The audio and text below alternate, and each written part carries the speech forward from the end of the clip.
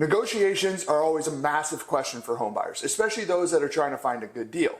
So as a buyer, you might be asking yourself, well, what is negotiable in a purchase agreement to buy a house? And to be honest with you, just about everything is. But let's dive into the ones that actually matter and the most common ones that get brought up. So first things first is, of course, the purchase price. This is negotiable because you're the buyer, you're the one writing up the contract to offer to buy the house. So you kind of get to decide where you want to offer. However, you're going to want to be aware of market conditions and land on a price you feel comfortable with, but still be competitive and put you in the position to win the house. How you go about landing on the price to offer is hugely dependent on the market and pretty much the actual house you're going off of. Because if it's a super nice house that's in a first-time buyer price range, well, guess what? It's going to have a lot of bids. If it's a piece of crap that isn't even livable, well, then you're probably only really competing against investors who are throwing in low balls. So it really depends on the actual state of the market and what house you are in. And for the past few years, of course, the state of the market has been every house that is in good livable shape has basically been going over list price.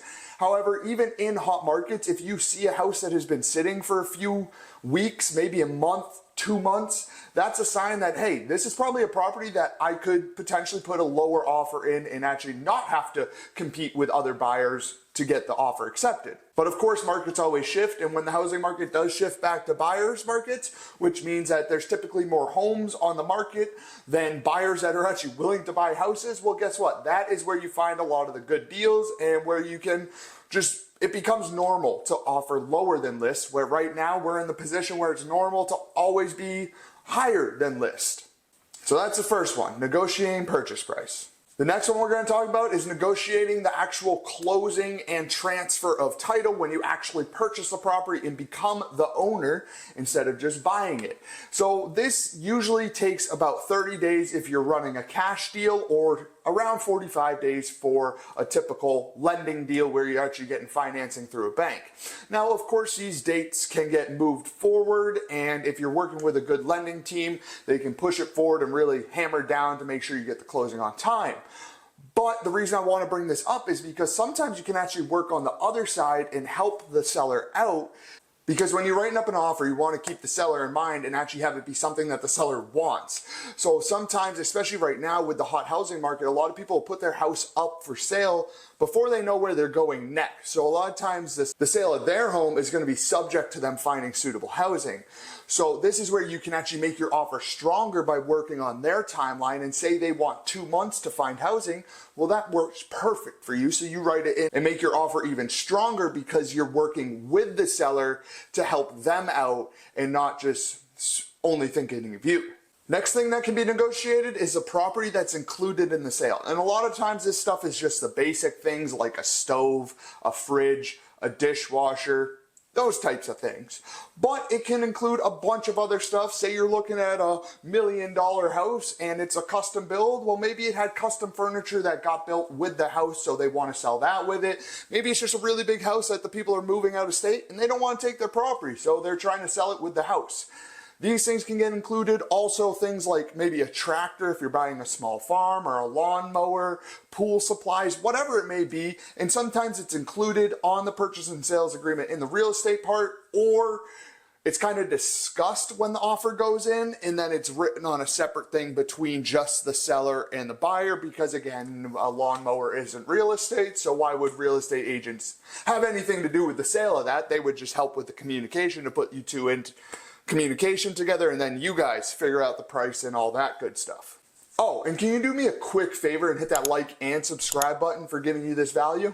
Now the next one I'm going to talk about is probably one of the biggest ones, and that is negotiating for inspections. So these inspections include things like a full house inspection, a septic line or sewer inspection, radon inspection, pest inspection, water inspection, lead paint inspection, pest inspection, all the inspections. It can include everything. Of course, you don't have to do all of them, and you can kind of pick and choose where they are, but I have, and I always will suggest to my buyers that they should get a home inspection, because you have to think about it. One, you're buying a house and probably spending the most amount of money you're ever going to spend in your life. And two, I would say like 95% of the time people are buying a used house that has been lived in by multiple families for multiple years, maybe over 100 years if you're looking around New Hampshire, because there's old houses. So you probably want to get an inspection from a professional person who can go through and tell you the state of all these systems in there and what the condition of the roof is, and maybe they notice, say, the boiler hasn't been serviced in 5 years. So this is something you can take since you got a home inspection, and you can grab that home inspection and be like, hey, look, everything's looking good. My home inspector noticed that your boiler hasn't been serviced in 5 years. We'd like you to have someone come out, clean it before the sale actually goes through, because we weren't really aware of that before we wrote up the offer. Stuff like that is usually when the home inspector finds things that aren't disclosed on actual property disclosures, because again, a lot of times homeowners don't even really know the current state of their house, because unless it broke, well, they probably haven't really paid attention to it. And that's just a regular home inspection where you're actually getting it to negotiate. Another thing you could do if you want it to be a little bit more enticing to the seller, because again, a home inspection can kind of be almost like conflict of interest for a seller because they don't know their house that well. So having someone go through it and kind of pick it apart might be a little intimidating to a seller. Maybe they're worried that they might find something that needs massive cost to get sunk in. I had once, they found a whole septic system that was completely garbage and was in no working order. So instead of selling the house, well, now the seller had to put money into the house. So sometimes it can be intimidating. And with that said, what you could do is always write up in your offer, we want a home inspection, but the home inspection's only for personal reasons, because say, hey, I'm a first-time home buyer. I don't really know anything about houses, so I want someone to come in, tell me the state of this house, and tell me what I should be expecting for the next few years of ownership type deal. And then at least this kind of takes some of the weight off the back of the seller, thinking, oh my God, what if they find something and all this stuff. So if you put it in for personal reasons, it can help a little bit. And the last thing I want to mention that you can negotiate is money back at closing for closing costs and concessions. Now, this is not typically seen really in this current market. I have had it work for some of my buyers, but again, it's probably not something you're going to get accepted on the first offer if you're writing it into all your contracts, because again, properties are just going for above list price, so why would the seller be willing to give you money back at closing for it? However, what these can do is usually, if you ask for money back at closing, it's either going to lower the amount of money you actually have to bring to closing, because say you ask for $10,000 back at closing, well, now you have to bring $10,000 less because the seller's contributing $10,000 for you.